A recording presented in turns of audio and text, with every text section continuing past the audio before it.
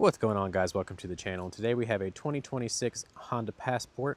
This is the Trailsport Elite. Doesn't matter what trim, but today we're going to be doing the idle stopper, which you no longer have to hit your auto start stop button.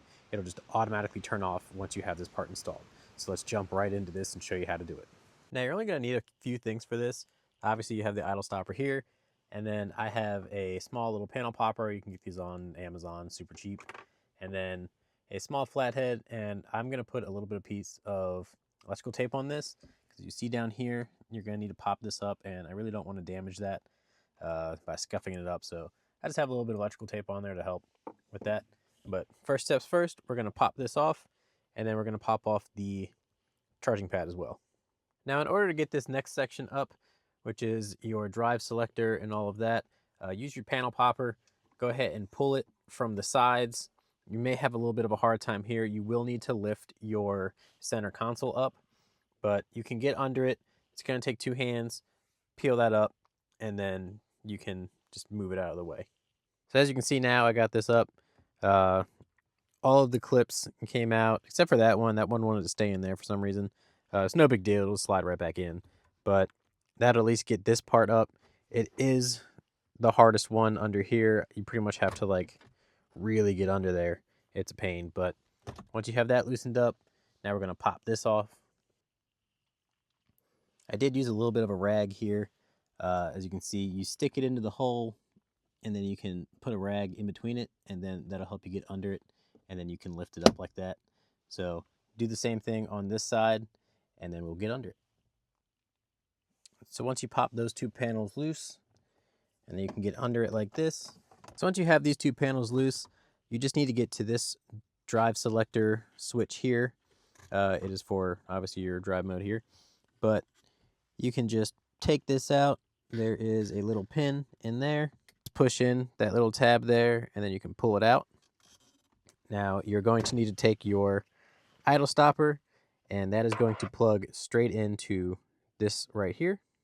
So as you can see, you took that out of the drive mode selector, plugged it into the idle stopper.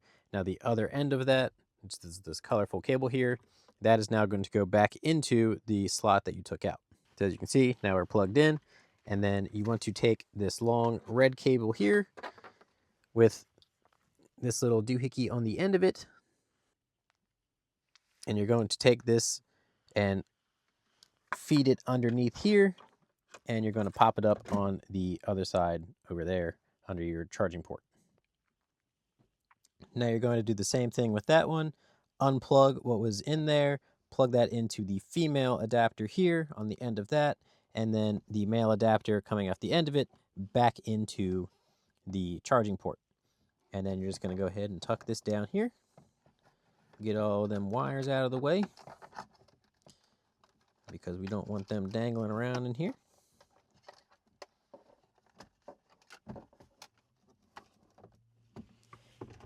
And then we can clip that back down. Now this part is totally optional, but you can put some felt around it. It does come supplied with some felt. You can put it around there so that when you tuck it down in here, you know, it's not banging against anything. It should help muffle the sound a little bit, but it should be all right. I put it on anyways just because, and then you just chuck that down there, and then push that back down, clip it back in, good to go. There's that. And then you can just take this side, same thing. If you want, you can felt up this whole controller here.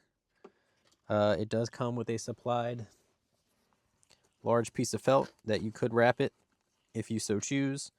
I'm probably not going to do it. It's already wrapped up pretty good, so I'm not even really going to worry about it. I'm just going to tuck it down into the hole down here, because these wires are honestly so skinny, I doubt they're going to make any noise.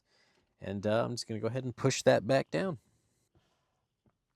So once you have everything where you want it, go ahead, push that back down, clip that back in, and you are good to go. Everything is officially clipped back in. And now, as you can see, here is my screen starting the engine. And then down here, let me cover that up. Give it a second.